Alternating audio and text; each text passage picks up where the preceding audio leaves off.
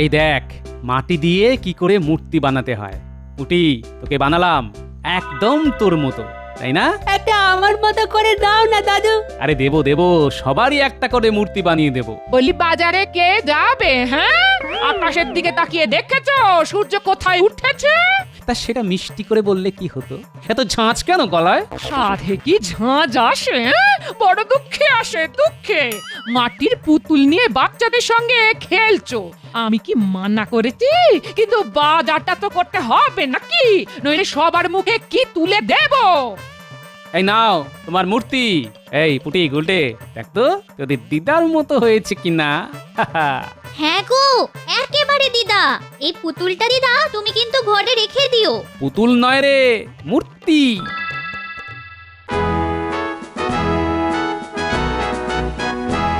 বলছি একটা সুখবর আছে, সবাই মন দিয়ে শোনো। সুখবর? মহারাজ, আমার মাসোহারাটা কি বাড়িয়ে দিচ্ছেন? না, ভাবছি কমিয়ে দেব। সভা এত লোক থাকতে শুধু শুধু তোমারটা কেন বাড়াবো? না মানে আমি তো সবার মঙ্গলের কথাই রাত দিন ভাবি, তাই আমার মাসোহারা একটু বাড়িয়ে দিলে ক্ষতি কি? তোমার এই হিংটিং ছট মন্ত্রগুলি একটু সহজ করে দিলে আমরা বুঝতে পারবো যে দেশের মঙ্গল কামনা করছো না অমঙ্গল। মহারাজ, কথা হচ্ছে আপনার সঙ্গে পণ্ডিতের, তার মধ্যে গোপাল কেন নাক গলাচ্ছে? আসলে গোপালের সব ব্যাপারই নাকটা একটু উঁচু, তাই ও চাক বা না চাক, নাক নিজের মতোই তার মধ্যে ঢুকে পড়ে। এভাবে সব ব্যাপারে নাক ঢুকে পড়লে তো বিপদ, তার চেয়ে ওর নাক কেটে দিলেই হয়। আমার নাক কাটতে আসলে কিন্তু কান কাটা যাবে, সেটা কিন্তু মনে রাখবেন মন্ত্রী মশাই। না না না না, এখন আর নাক কান কিছুই কাটা যাবে না। একটা কাজ আছে, বেশ কঠিন কাজ। মহারাজ, কাজটা কি বলুন? বর্ধমানের রাজা আমাকে একটি মূর্তি উপহার দিতে চান। মূর্তিটি সোনার, কিন্তু তার উপরে পাথরের ঢালাই দেওয়া আছে। খুব দুষ্প্রাপ্য সেই মূর্তি, কিন্তু একটাই শর্ত, সেই মূর্তি সেখানে গিয়ে নিয়ে আসতে হবে। রাস্তাটা যে দুর্গম তা আমরা তো সকলেই জানি, আর সোনা আছে জানতে পারলে ডাকাতরা হামলা করতে পারে, মূর্তি চুরি করে নিয়ে যেতে পারে। তাই ভাবছি আমাদের গোপালকেই পাঠাবো, দেখা যাক না ও বুদ্ধি দিয়ে এই কাজটা করতে পারে কিনা। এ আপনি কি বলছেন মহারাজ? গোপাল ওই দুর্গম পথ ধরে বর্ধমান যাবে, আবার মূর্তি নিয়ে ফিরেও আসবে? সেটা কি গোপালের পক্ষে সহজ হবে?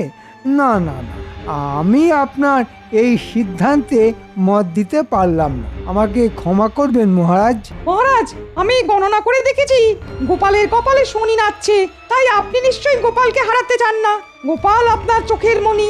না না পণ্ডিত, তুমি যখন গণনার কথা বললে তখন শুধু শুধু গোপালকে আর কেন বিপদের মধ্যে ফেলবো?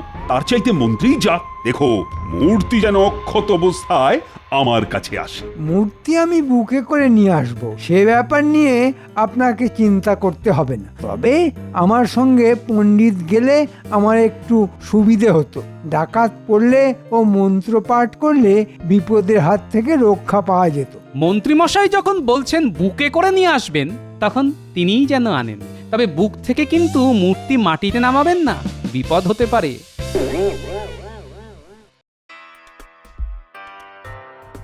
একটা পুতুল নিয়ে আসতে আপনি যাচ্ছেন? আচ্ছা, এটা কি মহারাজের ন্যায্য কাজ হলো? আপনি একটা রাজ্যের মন্ত্রী। না না না না না, এই কাজটা আপনি আমাদের দিতে পারতেন, তা না আপনি নিজেই যাচ্ছেন। তোদের পাঠাবো? আমি কি পাগল হয়ে গেছি? হ্যাঁ, ওটা পুতুল নয় রে, খাঁটি সোনার, উপরে পাথর ঢালাই করে সোনাটাকে লুকিয়ে রাখা আছে, বুঝলে? তা আমাদের কি করতে হবে? বর্ধমানের মহারাজ বাক্সের ভিতরে করে তাহেরপুর পর্যন্ত পৌঁছে দেবে, তারপর তার লেঠেনরা চলে যাবে, সেখান থেকে আমরা নিয়ে আসব। তারপর লেটেলরা চলে গেলে ওই ভিতরের সোনার মূর্তি আমরা চুরি করে নিয়ে নেব। এই তো, এটা এমন কি কঠিন কাজ, খুব পারবো। তবে আমাদের যদিও সোনার উপর কোনো লোভ নেই, তাই মূর্তিটা আপনি নিয়ে নেবেন। তবে আগে আমাদের মোহরগুলো যদি দিয়ে দেন তবে ভালো হয়। মোহরের ওপর এত লোভ থাকা ভালো নয়, লোভে পাপ, পাপে মৃত্যু, বুঝেছিস? বিজ্ঞানী, তাহলে বিষয়টা বুঝতে পারলেন? তার বুঝবো না, ওই মূর্তি কি আর ভেবেছো মহারাজ হাতে পাবেন? কখনোই না। বিষয়টা নিয়ে খুব দুশ্চিন্তায় পড়েছি। তাহলে কি উপায় গোপাল? বেটা আবার পণ্ডিতটাকেও সঙ্গে করে নিয়ে যাচ্ছে। ঘটনাচক্র খুব একটা সুবিধা ঠেকছে না গোপাল। আচ্ছা বিজ্ঞানী, এমন কোনো আঠা কি তৈরি করা যায় যা চামড়া আর পাথরকে জোড়া লাগাতে পারে, এমন ভাবে যা কখনো আলাদা করা যাবে না, চামড়া না কাটা পর্যন্ত? হ্যাঁ, সেটা সম্ভব। ওই গালা, গদ আর বেশ কিছু শিকড় বাকড় একসঙ্গে পেটে নিলে যে আঠা তৈরি হবে তার কোনোদিনও আলাদা করা যাবে না। সেখানে চামড়ার না কাটা পর্যন্ত আঠার হাত থেকে নিস্তার নেই। তা তোমার লাগবে? এই আঠা যদি তৈরি করে দিতে পারেন তো খুব ভালো হয়। তা এটা আবার কোনো কাজ নাকি? আমি আজ রাতেই তৈরি করে রাখবো, তুমি ভোরে এসে নিয়ে যেও। হ্যাঁ।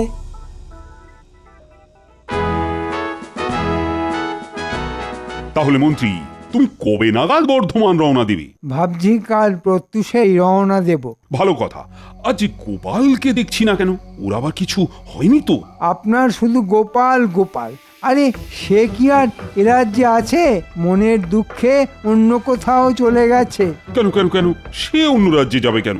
তার কি কোনো অসম্মান হয়েছে? না মানে আপনি ওকে মূর্তি আনতে পাঠাননি তো, সেই কারণেই মনে হয় বৈরাগী হয়ে গেছে। গোপাল যদি বৈরাগী হয়ে কোথাও চলে যায় তার জন্য তো মহারাজ দায়ী হতে পারে না।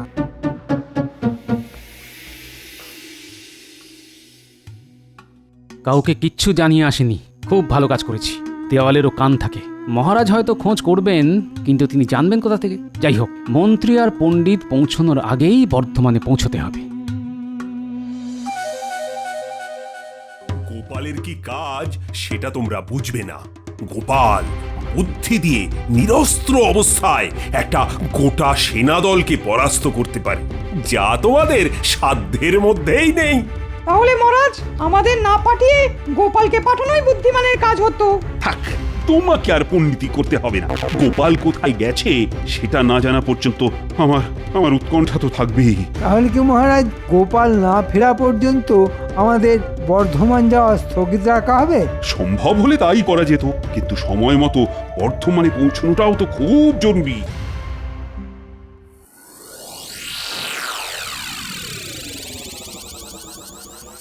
ওরে পুটি, গুলটে, ন্যাপলা, বলি একবার আয় তো। তোদের দাদু যে সকাল থেকে কোথায় গেছে তার কোনো খবর নেই রে। আমাদের ডাকছো কেন গো দিদা? বলি ডাকছি কি আর সাধে রে? তোর দাদু যে সেই শেষ রাতে কোথায় বেরিয়ে গেল, এখনো ফিরলো না তো। নিশ্চয়ই কোনো কাজে বেরিয়েছে, হয়তো মহারাজ কোথাও পাঠিয়েছেন। দাদু কাল বলছিল বিজ্ঞানীর বাড়ি গিয়েছিল কি একটা জরুরি কাজে। বলি জানা বাবা, বিজ্ঞানী মশাইকে একবার জিজ্ঞেস করে আয় তো তোদের দাদু কোথায় আছে তা জানেন কি না। হ্যাঁ, মনে হয় ওখান থেকেই খোঁজ পাওয়া যাবে। যা একটা আঠা গোপালকে বানিয়ে দিয়েছি না, একবার যা হাত দেবে তাকে আর সেই হাত খুলতে হবে না, কেটে তবে খুলতে পারবে। আরে তোমরা নিশ্চয়ই দাদু কোথায় গেছে জানতে এসেছো। হ্যাঁ বিজ্ঞানী মশাই। কোথায় গেছে তা আমি জানি, কিন্তু এই কথাটা তোমাদের বলা যাবে না। দিদাকে গিয়ে বলো যে তিনি খুব একটা জরুরি রাজকার্যে গেছেন, ফিরে আসতে দেরি হবে, তাকে চিন্তা করতে বারণ করো।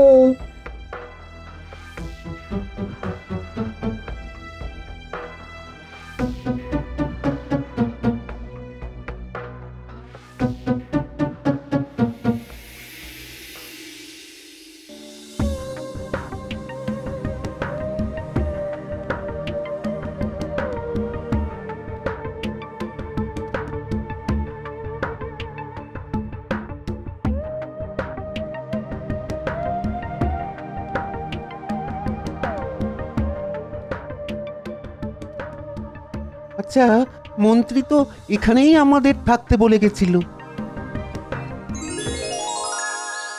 আয় আয়, একটু জিরিয়ে নেই বরং, আয়। আর জিরোনো ভাই, মোহরের বেলায় ঢং ঢং, অথচ সব খারাপ কাজই মন্ত্রী আমাদের দিয়েই করিয়ে নিচ্ছে। এটা কোনো কাজ হলো? একটা পুতুলের জন্য আমাদের এত দূর নিয়ে এলো। আহা, পুতুল না রে, পুতুল না, মূর্তি। ভিতরে নাকি অনেক সোনা আছে। শোনা না ঘন্টা আছে, থাকলে কি আর আমাদের পাঠাতো, বাটা নিজেই একা আসতো। তোর কি মাথা খারাপ হয়ে গেছে? হ্যাঁ, পাথরের মূর্তি কেউ এত দূর একা আনতে পারতো, সঙ্গে আবার ওই পণ্ডিতকে এনেছে। হ্যাঁ, ব্যাটা নিজে নড়তে পারে না, ব্যাটার ওই মাল টানার জন্যই আমাদের এনেছে, বুঝলি? তুই কি ভাবছিস মোহর না পেয়ে মাল টানবো? হ্যাঁ, ওই সব পুতুল টুতুলে আমার কোনো উৎসাহ নেই। তবে একটা কথা ভাবছি বুঝলি, শুধু একটা পাথরের মূর্তির জন্য মন্ত্রী এতটা কঠিন কাজ নেবে কেন? নিশ্চয়ই কোনো কিছুর একটা লোভ আছে বুঝলি, সেটা তোর মাথায় আসছে না কেন বুঝতে পারছি না। এই কথাটা তো তুই ঠিক বলেছিস। তাহলে কি করব? এখানেই থাকবো তো, যদি কিছু পাই। এই এই একটা কথা বলি, যদি সোনা থাকে তাহলে তাহলে আমরা কেড়ে নেব। ওই মন্ত্রী কিন্তু আমাদের আটকাতে পারবে না, এই বলে দিলাম তোকে।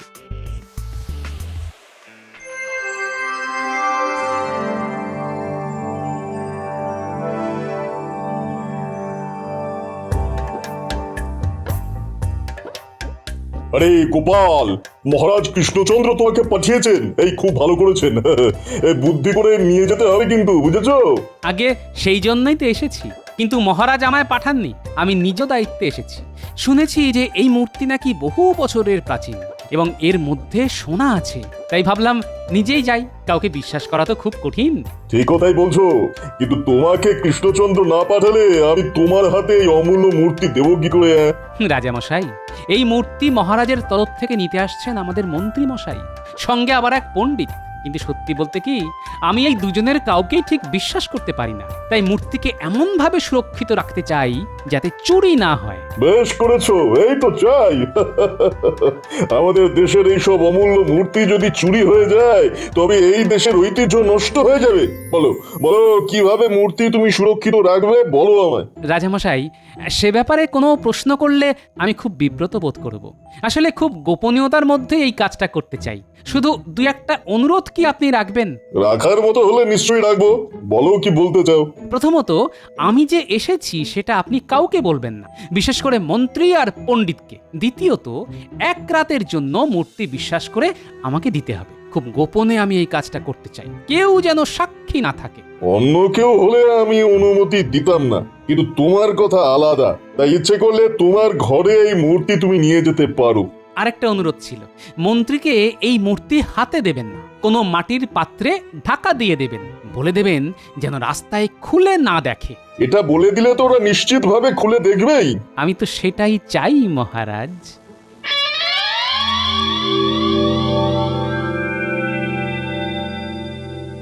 আর তো পারি না মন্ত্রী, কেন যে আমার সঙ্গে আনতে গেলে কে জানে। আরে বাবা, আর কত দূর? এই দুদিন তো প্রায় না খেয়েই আছি। এই তো এসে গেছি, আর কয়েক ঘন্টার পথ। আরে বাবা, তোমাকে কি সাধে এনেছি? নিশ্চয়ই কোনো কারণ আছে, তাই এনেছি। সময় আসলেই দেখতে পাবে, তোমার লাভ বই ক্ষতি কিছু হবে না, বুঝলে? সেটা আমি জানি, তোমার নিশ্চয়ই কোনো মতলব আছে। ঠিক আছে ঠিক আছে, আমার মাসোহারাটা একটু বাড়ানোর কথা মহারাজকে মনে করিয়ে দিও। তার আর দরকার পড়বে না, তোমাকে মহারাজ আর খুঁজেই পাবে না। তার মানে প্রাপ্তি আছে, তাই তো? হ্যাঁ, তা তো আছেই। গঙ্গা প্রাপ্তি কি আর কম কিছু পাওয়া?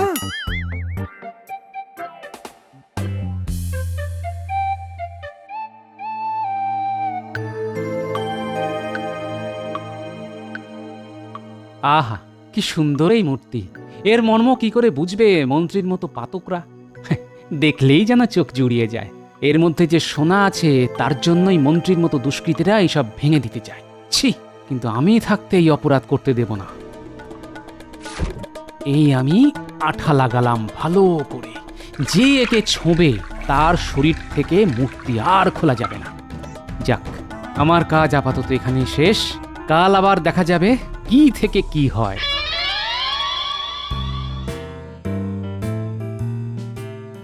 এই না মন্ত্রী, সেই অমূল্য মূর্তি। এটি যেন অক্ষত দেহে মহারাজ কৃষ্ণচন্দ্রের হাতে পৌঁছায়। আর একটা কথা, এই ডালার মধ্যেই রাখা আছে মূর্তি। হ্যাঁ, রাস্তায় যেন কেউ না খোলে, এটা আমার আদেশ। আপনার আদেশ শিরোধার্য, এর কোনো অন্যতা হবে না। না হলেই ভালো, এই মূর্তি যেন তোমাদের মহারাজই প্রথম দেখেন, তারপর অন্যরা। নিশ্চয়ই রাজামশাই। ব্যাপার বলতো? এখনো মন্ত্রীর কোনো দেখা নেই কেন? এত দেরি তো হওয়ার কথা নয়। দাঁড়া দাঁড়া, গাছের উপর থেকে দেখি মন্ত্রী আসছে কিনা।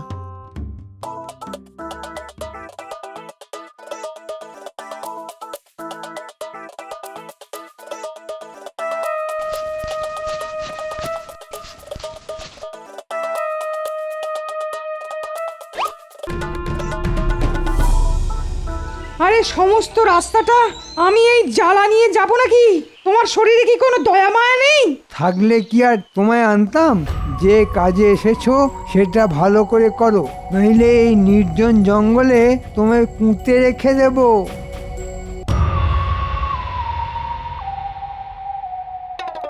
এই বটা, দেখতে পেয়েছি রে, পণ্ডিতের মাথায় চাপিয়ে মন্ত্রী একটা জ্বালা নিয়ে আসছে।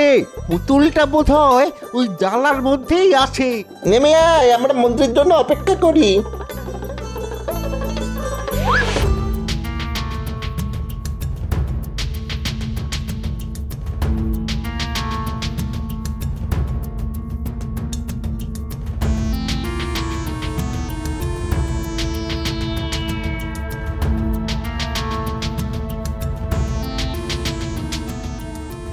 মন্ত্রী খুব তাড়াতাড়ি যাচ্ছে, নিশ্চয়ই ওখানে ওর দলবল অপেক্ষা করছে। না, আমি আস্তে আস্তে হাঁটি, নইলে ওটা দেখে ফেলবে।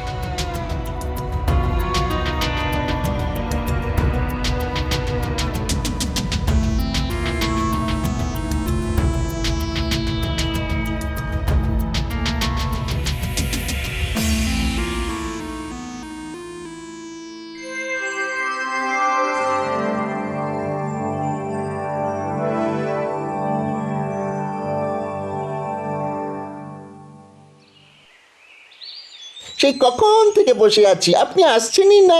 আমরা তো ভাবলাম বাঘেই হয়তো আপনাকে পকাত করে খেয়ে ফেলেছে। আরে বাঘে খাবে আমাকে? ভাবিস কি করে? হ্যাঁ, যাক, এবার তোরা দেখ আমি মাটির জ্বালাটা ভাঙি। এর মধ্যে এই মূর্তি আছে। মহারাজ যদিও বলেছিল আগে না দেখতে, কিন্তু যার মধ্যে সোনা আছে তা কি আর না দেখে পারা যায় বল? হাতের এই লাঠিটা দিয়ে আগে হাঁড়ি ভাঙি, তারপর মূর্তিটা বাগাই, তারপর মূর্তি ভেঙে সোনা নিয়ে নেব। তাহলে মহারাজকে কি দেবে মন্ত্রী? কচু পোড়া। কষ্ট করে সোনার মূর্তি নিয়ে আসবো আমরা, আর মহারাজ সেটা দেখিয়ে বাহবা করবে। তা হতে দেব না। তাহলে আমাকে ভাগ দেবে তো? মুন্ডু দেব, তোমাকে মেরে ঠ্যাং ভেঙে এখানে ফেলে রেখে দেবো। মহারাজকে বলবো পণ্ডিতের ঠ্যাং ভেঙে ডাকাতরা মূর্তি নিয়ে পালিয়েছে। মহারাজকে বলে দিলে তোমায় আর বাঁচিয়ে রাখা হবে না। তুমি আমার সঙ্গে এই কাজ করতে পারলে? তোমার কি দয়া মায়া বলে কিছুই নেই? সোনার জন্য আমি নিজেকেও মেরে ফেলতে পারি।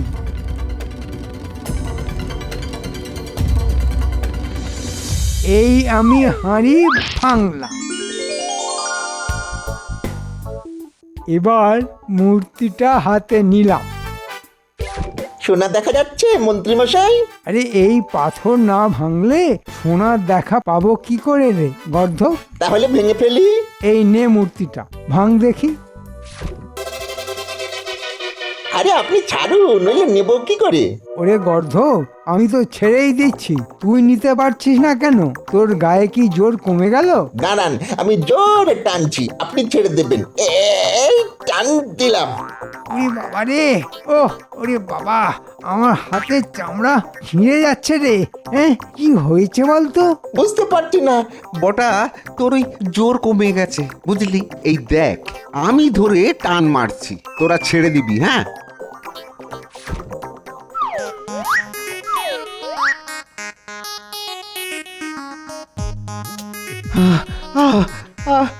মন্ত্রীমশাই, মন্ত্রীমশাই, এটা মূর্তি নয়, নিশ্চয়ই কোনো ভূত ভর করেছে। এবার যাবো কি করে? এ আঠা লোভের আঠা, আর যে ছাড়ানো যাবে না। 3 শয়তানকে এভাবেই মহারাজের কাছে নিয়ে যেতে হবে। গোপাল, গোপাল, তুমি এসেছো? বাঁচালে, বাঁচালে। ওরা আমার ঠ্যাং খোঁড়া করে এখানে ফেলে চলে যেত। মহারাজকে বলতো ডাকাতরা আমাকে মেরে মূর্তি ডাকাতি করে নিয়ে গেছে। ওরা কত নীচ তা আজ বুঝতে পারলাম, কিন্তু তুমি কি এমন বুদ্ধি করলে যে ওরা এইভাবে আটকে গেল? সেটা পরে বলবো, আগে চলুন ওদের লাথি মারতে মারতে রাজবাড়িতে নিয়ে যাই। কথা রাখার জন্য আপনাকে ধন্যবাদ মন্ত্রী মশাই। মূর্তি একেবারে বুকে করে নিয়ে যাচ্ছেন, সাবাস। একেই বলে মহারাজের প্রতি আনুগত্য।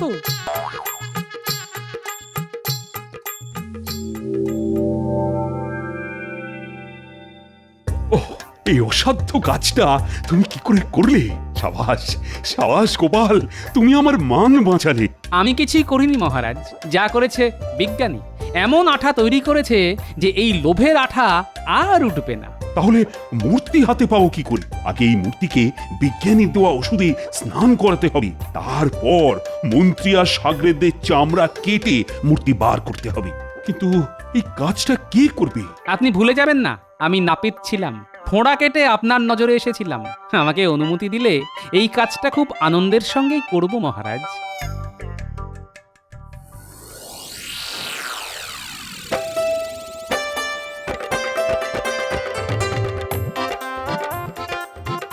কাজটা ভালো করনি গোপাল, আমি এর শোধ নেব। দাঁড়ান, ঝুলিতে করে আমি নড়ুন কাঁচি সব নিয়ে এসেছি। আপনি বটা ঘটা তিনজনেই চট করে শুয়ে পড়ুন দেখি, আমি কাঁচি চালানোর কাজটা সেরে ফেলি। কাচ কাচা কাচ। না গোপাল না, খুব কষ্ট হবে। ওরে বাবা রে বাবা, ওই কষ্ট আমরা সহ্য করতে পারবো না। আরে আপনারা না শুলে আমি কাজটা করব কি করে? দাঁড়ান বলছি, কাচ কাচ কাচ কাচ কাচ কাচ কাচ কাচ কাচ। তখনই বলেছিলাম বুকে করে আনবেন, আমি কি আর না বুঝে বলেছি? সোনা পেতে গেলে একটু কষ্ট তো করতেই হবে। সামান্য যন্ত্রণা সহ্য করতে না পারলে বড়লোক হবেন কি করে? আরে দাঁড়ান মন্ত্রী মশাই, দাঁড়ান। আরে বটা ঘটা দাঁড়া দাঁড়া দাঁড়া বলছি।